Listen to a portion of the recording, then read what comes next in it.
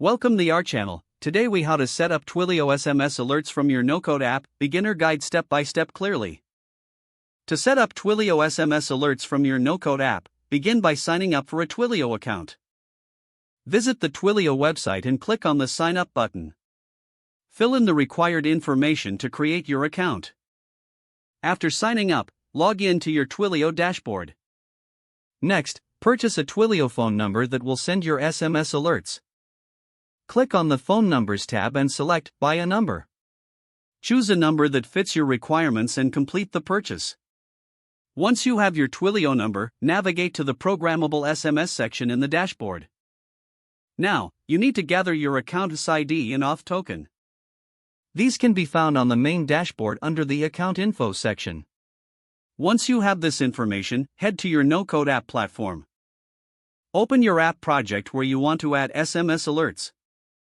Look for settings related to integrations or APIs. Find the option to add a new API connection and select Twilio. Input your Twilio account's ID and auth token in the appropriate fields. Next, set up the SMS sending action. Specify the recipient phone number and the message content you want to send. Ensure your no-code platform allows for dynamic content in SMS for personalization. Test this setup with a sample SMS alert to ensure it works as expected. If the test is successful, you're ready to implement it in real scenarios. Adjust any settings or triggers in your no-code app to automate the alerts based on specific events. Finally, monitor the analytics provided by Twilio to track your SMS alert performance.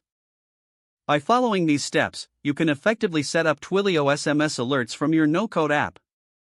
If the page does not load, refresh the browser or try again in a private or incognito window.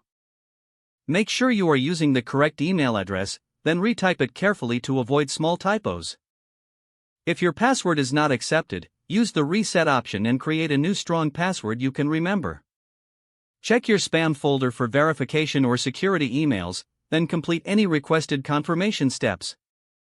Enable two-factor authentication if available to improve account security and reduce unauthorized access risk. After signing in, review your profile details so your contact information and settings are accurate and current.